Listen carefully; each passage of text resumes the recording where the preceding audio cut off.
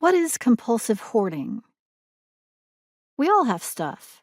A kitchen drawer filled with old thumbtacks, rusty door hinges, or spools of thread that we keep just in case.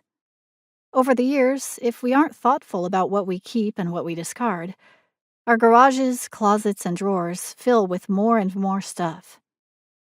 We tell ourselves we'll get around to clearing it out someday, but we never do. Yes, we all have stuff. But when does our stuff become a problem? A problem for us and for the people who love us.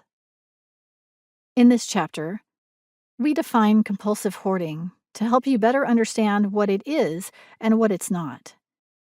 We present 4 problem areas at the core of compulsive hoarding that we hope will explain why your loved one appears to cling desperately to her possessions and why the problem has worsened over the years. If you're uncertain whether your loved one has the problem, we'll present some signs to look for. We then present other conditions that may exist along with hoarding behavior. Defining compulsive hoarding. Norman is 88 years young, as he likes to joke, and few people would disagree with that assessment. He has the energy and interests of a 28-year-old.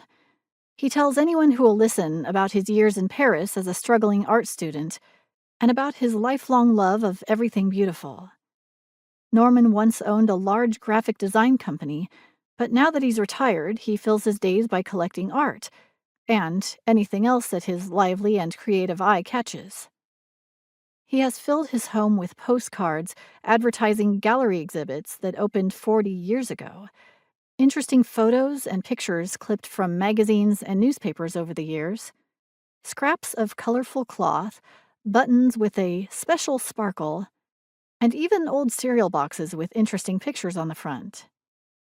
His son and daughters have grown more and more alarmed with his collecting, particularly because it appears to have worsened since his wife died.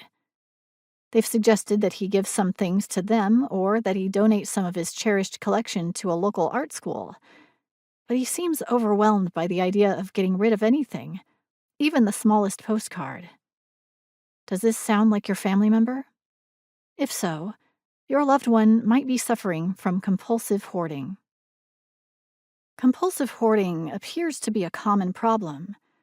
Researchers estimate that the problem occurs in about 4 to 5 out of every 1,000 individuals throughout their lifetimes. The prevalence of hoarding symptoms among people with dementia may be substantially higher.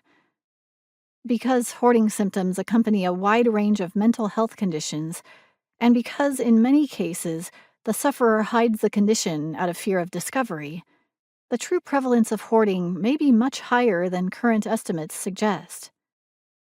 There are 4 factors central to compulsive hoarding: excessive acquiring, difficulty discarding, living in cluttered spaces, and having significant distress or impairment.